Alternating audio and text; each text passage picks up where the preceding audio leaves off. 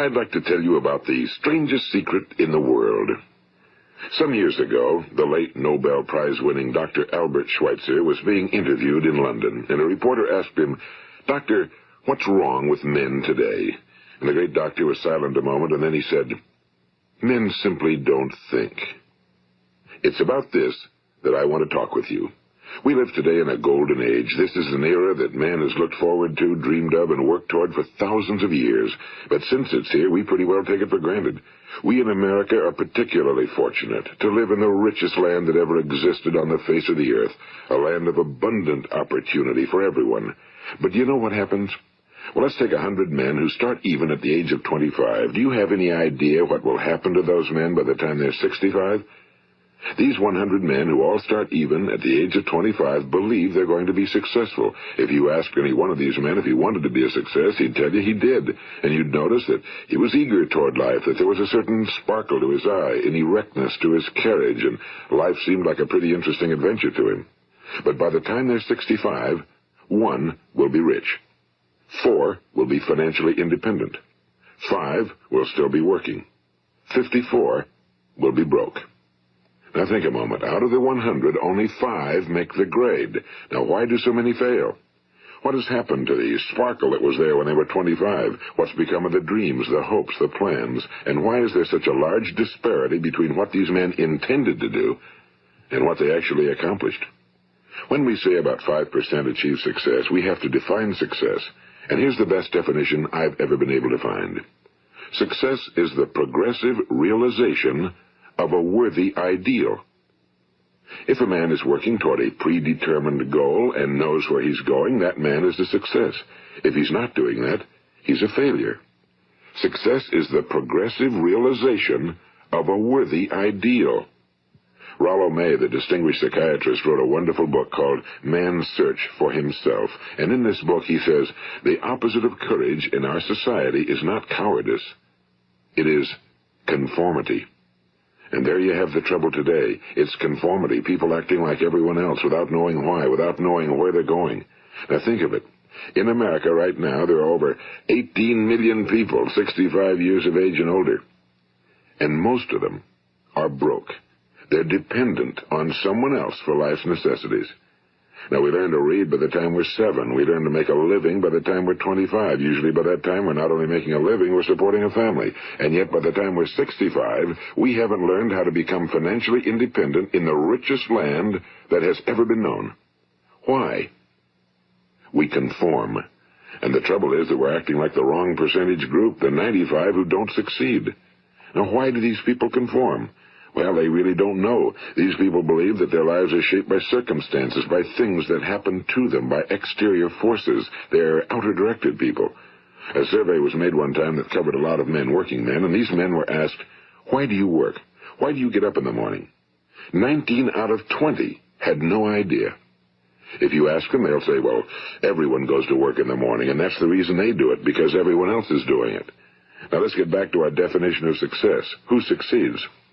The only person who succeeds is the person who is progressively realizing a worthy ideal. He's the person who says, I'm going to become this, and then begins to work toward that goal. I'll tell you who the successful people are. A success is the school teacher who's teaching school because that's what he or she wants to do. The success is the woman who's a wife and mother because she wanted to become a wife and mother and is doing a good job of it. The success is the man who runs the corner gas station because that was his dream. That's what he wanted to do. The success is the successful salesman who wants to become a top-notch salesman and grow and build with his organization. A success is anyone who is doing deliberately a predetermined job because that's what he decided to do deliberately. But only 1 out of 20 does that. That's why today there isn't really any competition unless we make it for ourselves. Instead of competing, all we have to do is create. You know, for 20 years, I looked for the key which would determine what would happen to a human being. Was there a key I wanted to know which would make the future a promise that we could foretell to a large extent? Was there a key that would guarantee a person's becoming successful if he only knew about it and knew how to use it? Well, there is such a key, and I've found it. Have you ever wondered why so many men work so hard and honestly without ever achieving anything in particular, and others don't seem to work hard and yet seem to get everything? They seem to have the magic touch. You've heard them say that about someone. Everything he touches turns to gold. And have you ever noticed that a man who becomes successful tends to continue to become successful? And on the other hand, have you noticed how a man who's a failure tends to continue to fail? Well, it's because of goals. Some of us have goals, some don't. People with goals succeed because they know where they're going. It's that simple. Think of a ship leaving a harbor, and think of it with the complete voyage mapped out and planned. The captain and crew know exactly where it's going and how long it'll take. It has a definite goal. Now, 9,999 times out of 10,000, it will get to where it started out to get. Now, let's take another ship, just like the first, only let's not put a crew on it or a captain at the helm. Let's give it no aiming point, no goal, no destination. We just start the engines and let it go. I think you'll agree with me that if it gets out of the harbor at all, it will either sink or wind up on some deserted beach, a derelict. It can't go anyplace because it has no destination and no guidance, and it's the same with a human being. Take the salesman, for example. There's no other person in the world today with the future of a good salesman. Selling is the world's highest paid profession, if we're good at it and if we know where we're going. Every company needs top-notch salesmen, and they reward those men. The sky's the limit for them. But how many can you find? Someone once said the human race is fixed, not to prevent the strong from winning, but to prevent the weak from losing. The American economy today can be likened to a convoy in time of war. The entire economy is slowed down to protect its weakest link, just as the convoy had to go at the speed that would permit its slowest vessel to remain in formation. That's why it's so easy to make a living today. It takes no particular brains or talent to make a living and support a family today. So we have a plateau of so-called security, if that's what a person's looking for. But we do have to decide how high above this plateau we want to aim. Now let's get back to the strangest secret in the world, the story that I wanted to tell you today. Why do men with goals succeed in life and men without them fail? Well, let me tell you something which, if you really understand it, will alter your life immediately. If you understand completely what I'm going to tell you from this moment on, your life will never be the same again. You will suddenly find that good luck just seems to be attracted to you. The things you want just seem to fall in line, and from now on you won't have the problems, the worries, the gnawing lump of anxiety that perhaps you've experienced before. Doubt, fear, well, they'll be things of the past. Here's the key to success and the key to failure. We become what we think about. Now let me say that again. We become what we think about. Throughout all history, the great wise men and teachers, philosophers and prophets have disagreed with one another on many different things. It's only on this one point that they are in complete and unanimous agreement. Listen to what Marcus Aurelius, the great Roman emperor, said. A man's life is what his thoughts make of it. Disraeli said this, everything comes if a man will only wait. I've brought myself by long meditation to the conviction that a human being with a settled purpose must accomplish it, and that nothing can resist a will that will stake even existence for its fulfillment. Ralph Waldo Emerson said this, a man is what he thinks about all day long. William James said, the greatest discovery of my generation is that human beings can alter their lives by altering their attitudes of mind. And he also said, we need only in cold blood act as if the thing in question were real, and it will become infallibly real by growing into such a connection with our life that it will become real. It will become so knit with habit and emotion that our interest in it will be those which characterize belief. And he also said, if you only care enough for a result, you will almost certainly attain it. If you wish to be rich, you will be rich. If you wish to be learned, you will be learned. If you wish to be good, you will be good. Only you must then really wish these things and wish them exclusively, and not wish at the same time 100 other incompatible things just as strongly. In the Bible, you read in Mark 9:23, if thou canst believe, all things are possible to him that believeth. My old friend Dr. Norman Vincent Peale put it this way, this is one of the greatest laws in the universe. Fervently do I wish I had discovered it as a very young man. It dawned upon me much later in life, and I found it to be one of the greatest, if not my greatest discovery outside of my relationship to God. The great law, briefly and simply stated, is that if you think in negative terms, you will get negative results. If you think in positive terms, you will achieve positive results. That is the simple fact, he went on to say, which is at the basis of an astonishing law of prosperity and success. In 3 words, believe and succeed. William Shakespeare put it this way: our doubts are traitors and make us lose the good we oft might win by fearing to attempt. George Bernard Shaw said, people are always blaming their circumstances for what they are. I don't believe in circumstances. The people who get on in this world are the people who get up and look for the circumstances they want, and if they can't find them, make them. Well, it's pretty apparent, isn't it? And every person who discovered this for a while believed that he was the first one to work it out. We become what we think about. Now, it stands to reason that a person who's thinking about a concrete and worthwhile goal is going to reach it, because that's what he's thinking about, and we become what we think about. Conversely, the man who has no goal, who doesn't know where he's going, and whose thoughts must therefore be thoughts of confusion and anxiety and fear and worry, becomes what he thinks about. His life becomes one of frustration and fear and anxiety and worry. And if he thinks about nothing, he becomes nothing. Now, how does it work? Why do we become what we think about? Well, I'll tell you how it works as far as we know. Now, to do this, I want to tell you about a situation that parallels the human mind. Suppose a farmer has some land, and it's good fertile land. Now, the land gives the farmer a choice. He may plant in that land whatever he chooses. The land doesn't care. It's up to the farmer to make the decision. Now, remember, we're comparing the human mind with the land because the mind, like the land, doesn't care what you plant in it. It will return what you plant, but it doesn't care what you plant. Now, let's say that the farmer has 2 seeds in his hand. One is a seed of corn. The other is nightshade, a deadly poison. He digs 2 little holes in the earth, and he plants both seeds, one corn, the other nightshade. He covers up the holes, waters, and takes care of the land, and what will happen? Invariably, the land will return what's planted. As it's written in the Bible, as ye sow, so shall ye reap. Now remember, the land doesn't care. It'll return poison in just as wonderful abundance as it will corn. So up come the 2 plants, one corn, one poison. Now, the human mind is far more fertile, far more incredible and mysterious than the land, but it works the same way. It doesn't care what we plant. Success, failure.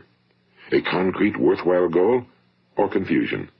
Misunderstanding, fear, anxiety, and so on. But what we plant, it must return to us. You see, the human mind is the last great unexplored continent on Earth. It contains riches beyond our wildest dreams. It will return anything we want to plant. Now, you might say, well, if that's true, why don't people use their minds more? Well, I think they figured out an answer to that one, too. Our mind comes as standard equipment at birth. It's free, and things that are given to us for nothing we place little value on. Things that we pay money for, we value. The paradox is that exactly the reverse is true. Everything that's really worthwhile in life came to us free. Our minds, our souls, our bodies, our hopes, our dreams, our ambitions, our intelligence, our love of family and children and friends and country, all these priceless possessions are free. But the things that cost us money are actually very cheap and can be replaced at any time. A good man can be completely wiped out and make another fortune. He can do that several times. Even if our home burns down, we can rebuild it. But the things we got for nothing, we can never replace. The human mind isn't used because we take it for granted. Familiarity breeds contempt. It can do any kind of job we assign to it, but generally speaking, we use it for little jobs instead of big, important ones. Universities have proved that most of us are operating on about 10% or less of our abilities. So decide now, what is it you want? Plant your goal in your mind. It's the most important decision you'll ever make in your entire life. What is it you want? Do you want to be an outstanding salesman? A better worker at your particular job? Do you want to go places in your company, in your community? Do you want to get rich? All you've got to do is plant that seed in your mind, care for it, work steadily toward your goal, and it will become a reality. It not only will, there's no way that it cannot. You see, that's a law, like the laws of Sir Isaac Newton, the laws of gravity. If you get on top of a building and jump off, you'll always go down. You'll never go up, and it's the same with all the other laws of nature. They always work. They're inflexible. Think about your goal in a relaxed, positive way. Picture yourself in your mind's eye as having already achieved this goal. See yourself doing the things you will be doing when you've reached your goal. Ours has been called the phenobarbital age, the age of ulcers and nervous breakdowns and tranquilizers, at a time when medical research has raised us to a new plateau of good health and longevity. Far too many of us worry ourselves into an early grave trying to cope with things in our own little personal ways, without learning a few great laws that will take care of everything for us. These things we bring on ourselves through our habitual way of thinking. Every one of us is the sum total of his own thoughts. He is where he is because that's exactly where he really wants to be, whether he'll admit that or not. Each of us must live off the fruit of his thoughts in the future, because what you think today and tomorrow, next month and next year, will mold your life and determine your future. You're guided by your mind. I remember one time I was driving through eastern Arizona, and I saw one of those giant earth-moving machines roaring along the road at about 35 miles an hour with what looked like 30 tons of dirt in it, a tremendous, incredible machine, and there was a little man perched way up on top with the wheel in his hands guiding it. And as I drove along, I was struck by the similarity of that machine to the human mind. Just suppose you're sitting at the controls of such a vast source of energy. Are you going to sit back and fold your arms and let it run itself into a ditch? Or are you going to keep both hands firmly on the wheel and control and direct this power to a specific, worthwhile purpose? It's up to you. You're in the driver's seat. You see, the very law that gives us success is a two-edged sword. We must control our thinking. The same rule that can lead a man to a life of success, wealth, happiness, and all the things he ever dreamed of for himself and his family. That very same law can lead him into the gutter. It's all in how he uses it, for good or for bad. This is the strangest secret in the world. Now, why do I say it's strange, and why do I call it a secret? Actually, it isn't a secret at all. It was first promulgated by some of the earliest wise men, and it appears again and again throughout the Bible, but very few people have learned it, understand it.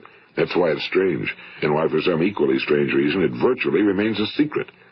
I believe that you could go out and walk down the main street of your town and ask one man after another what the secret of success is, and you probably wouldn't run into one man in a month who could tell you. Now, this information is enormously valuable to us if we really understand it and apply it. It's valuable to us not only for our own lives, but the lives of those around us, our families, employees, associates, and friends. Life should be an exciting adventure. It should never be a bore. A man should live fully, be alive. He should be glad to get out of bed in the morning. He should be doing a job he likes to do because he does it well. One time I heard Grove Patterson, the great late editor-in-chief of the Toledo Daily Blade, make a speech, and as he concluded his speech, he said something I've never forgotten. He said, "My years in the newspaper business have convinced me of several things. Among them, that people are basically good, and that we came from someplace, and we're going someplace. So we should make our time here an exciting adventure. The architect of the universe didn't build a stairway leading nowhere." And the greatest teacher of all, the carpenter from the plains of Galilee, gave us the secret time and time again. As ye believe, so shall it be done unto you. I've explained the strangest secret in the world and how it works. Now, on this side, I want to explain how you can prove to yourself the enormous returns possible in your own life by putting this secret to a practical test. I want you to make a test that will last 30 days. It isn't going to be easy, but if you'll give it a good try, it will completely change your life for the better. Now, back in the 17th century, Sir Isaac Newton, the English mathematician and natural philosopher, gave us some natural laws of physics which apply as much to human beings as they do to the movement of bodies in the universe. And one of these laws is that for every action, there is an equal and opposite reaction. Simply stated, as it applies to you and me, it means we can achieve nothing without paying the price. The results of your 30-day experiment will be in direct proportion to the effort you put forth. To be a doctor, you must pay the price of long years of difficult study. To be successful in selling, and remember that each of us succeeds to the extent of his ability to sell. Selling our families on our ideas, selling education in schools, selling our children on the advantages of living the good and honest life, selling our associates and employees on the importance of being exceptional people. To, of course, the profession of selling itself. But to be successful in selling our way to the good life, we must be willing to pay the price. Now, what is that price? Well, it's many things. First, it's understanding emotionally, as well as intellectually, that we literally become what we think about, that we must control our thoughts if we're to control our lives. It's understanding fully that as ye sow, so shall ye reap. Second, it's cutting away all fetters from the mind and permitting it to soar as it was divinely designed to do. It's the realization that your limitations are self-imposed and that the opportunities for you today are enormous beyond belief. It's rising above narrow-minded pettiness and prejudice. And third, it's using all your courage to force yourself to think positively on your own problem, to set a definite and clearly defined goal for yourself, to let your marvelous mind think about your goal from all possible angles, to let your imagination speculate freely upon many different possible solutions, to refuse to believe that there are any circumstances sufficiently strong to defeat you in the accomplishment of your purpose, to act promptly and decisively when your course is clear, and to keep constantly aware of the fact that you are, at this moment, standing in the middle of your own acres of diamonds, as Russell Conwell used to point out. And fourth, save at least 10% of every dollar you earn. It's also remembering that no matter what your present job, it has enormous possibilities, if you're willing to pay the price. Now let's just go over the important points in the price each of us must pay to achieve the wonderful life that can be ours. It is, of course, worth any price. 1. You will become what you think about. 2. Remember the word imagination and let your mind begin to soar. 3. Courage. Concentrate on your goal every day. 4. Save 10% of what you earn. And 5. Action. Ideas are worthless unless we act on them. Now, I'll try to outline the 30-day test I want you to make. Keep in mind that you have nothing to lose by making this test and everything you could possibly want to gain. There are two things that may be said of everyone. Each of us wants something, and each of us is afraid of something. I want you to write on a card what it is you want more than anything else. It may be more money. Perhaps you'd like to double your income or make a specific amount of money. It may be a beautiful home. It may be success at your job. It may be a particular position in life. It could be a more harmonious family. Each of us wants something. Now write down on your card specifically what it is you want. Make sure it's a single goal and clearly defined. You needn't show it to anyone, but carry it with you so that you can look at it several times a day. Think about it in a cheerful, relaxed, positive way each morning when you get up, and immediately you have something to work for, something to get out of bed for, something to live for. Look at it every chance you get during the day and just before going to bed at night. And as you look at it, remember that you must become what you think about, and since you're thinking about your goal, you realize that soon it will be yours. In fact, it's yours really the moment you write it down and begin to think about it. Look at the abundance all around you as you go about your daily business. You have as much right to this abundance as any other living creature. It's yours for the asking. Now we come to the difficult part. Difficult because it means the formation of what is probably a brand new habit, and new habits are not easily formed. Once formed, however, it will follow you for the rest of your life. Stop thinking about what it is you fear. Each time a fearful or negative thought comes into your consciousness, replace it with a mental picture of your positive and worthwhile goal. And there'll come times when you'll feel like giving up. It's easier for a human being to think negatively than positively. That's why only 5% are successful. You must begin now to place yourself in that group. For 30 days, you must take control of your mind. It will think about only what you permit it to think about. Each day for this 30-day test, do more than you have to do. In addition to maintaining a cheerful, positive outlook, give of yourself more than you've ever done before. Do this knowing that your returns in life must be in direct proportion to what you give. The moment you decide on a goal to work toward, you're immediately a successful person. You are then in that rare and successful category of people who know where they're going. Out of every 100 people, you belong to the top 5. Don't concern yourself too much with how you're going to achieve your goal. Leave that completely to a power greater than yourself. All you have to do is know where you're going. The answers will come to you of their own accord and at the right time. Remember these words from the Sermon on the Mount, and remember them well. Keep them constantly before you this month of your test. Ask, and it shall be given you. Seek, and ye shall find. Knock, and it shall be opened unto you. For every one that asketh receiveth, and he that seeketh findeth, and to him that knocketh it shall be opened. It's as marvelous and as simple as that. In fact, it's so simple that in our seemingly complicated world, it's difficult for an adult to understand that all he needs is a purpose and faith. For 30 days, do your very best. If you're a salesman, go at it as you've never done before, not in a hectic fashion, but with the calm, cheerful assurance that time well spent will give you the abundance in return you deserve and want. If you're a homemaker, devote your 30-day test to completely giving of yourself without thinking about receiving anything in return, and you'll be amazed at the difference it makes in your life. No matter what your job, do it as you've never done it before for 30 days. And if you've kept your goal before you every day, you'll wonder and marvel at this new life you've found. Dorothea Brand, the outstanding editor and writer, discovered it for herself and tells about it in her fine book, Wake Up and Live. Her entire philosophy is reduced to the words, act as though it were impossible to fail. She made her own test with sincerity and faith, and her entire life was changed to one of overwhelming success. Now, you make your test for 30 full days. Don't start your test until you've made up your mind to stick with it.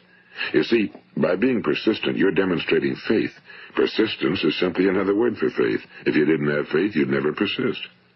If you should fail during your first 30 days, by that I mean suddenly find yourself overwhelmed by negative thoughts, you've got to start over again from that point and go 30 more days. Gradually, your new habit will form until you find yourself one of that wonderful minority to whom virtually nothing is impossible. And don't forget the card. It's vitally important as you begin this new way of living. On one side of the card, write your goal, whatever it may be. On the other side, write the words we've quoted from the Sermon on the Mount.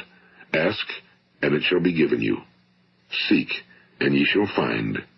Knock, and it shall be opened unto you.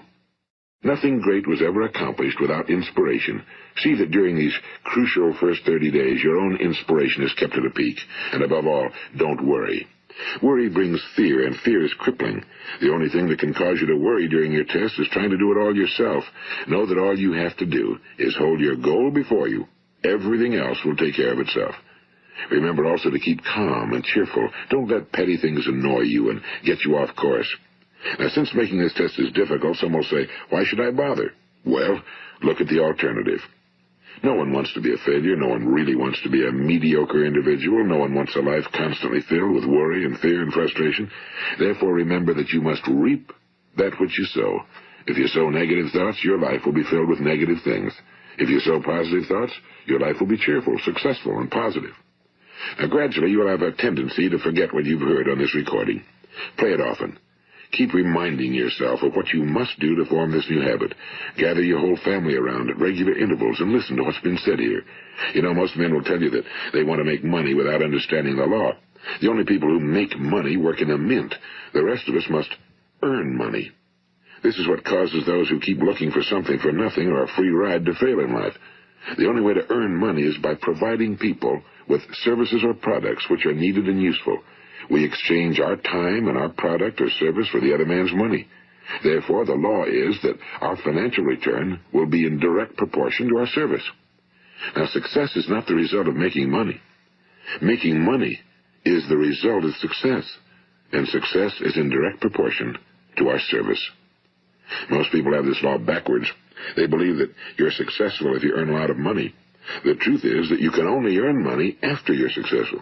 It's like the story of the man who sat in front of the stove and said to it, give me heat, and then I'll add the wood. How many men and women do you know, or do you suppose there are today, who take the same attitude toward life? There are millions. We've got to put the fuel in before we can expect heat. Likewise, we've got to be of service first before we can expect money. Don't concern yourself with the money. Be of service.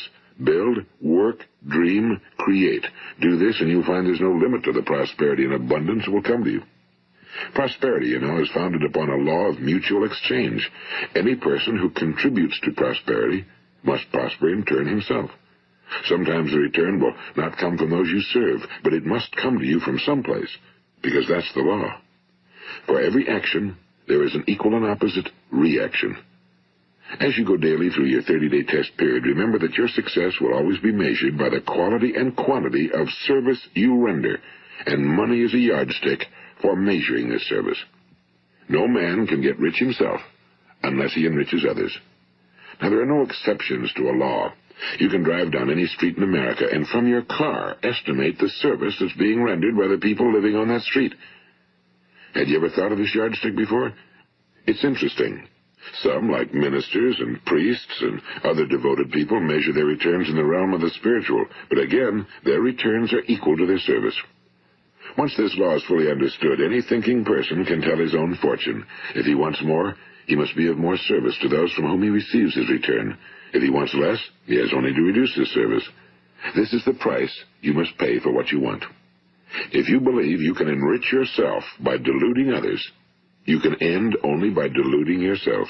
It may take some time, but just as surely as you breathe, you'll get back what you put out. Don't ever make the mistake of thinking you can avert this. It's impossible. The prisons and the streets where the lonely walk are filled with people who tried to make new laws just for themselves. We may avoid the laws of man for a while, but there are greater laws that cannot be broken. An outstanding medical doctor recently pointed out 6 steps that will help you realize success. 1. Set yourself a definite goal. 2. Quit running yourself down. 3. Stop thinking of all the reasons why you cannot be successful and instead think of all the reasons why you can. 4. Trace your attitudes back through your childhood and try to discover where you first got the idea you couldn't be successful, if that's the way you've been thinking. 5. Change the image you have of yourself by writing out a description of the person you would like to be. And 6. Act the part of the successful person you have decided to become. The doctor who wrote those words is a noted West Coast psychiatrist, Dr. David Harold Fink. Do what the experts since the dawn of recorded history have told you you must do.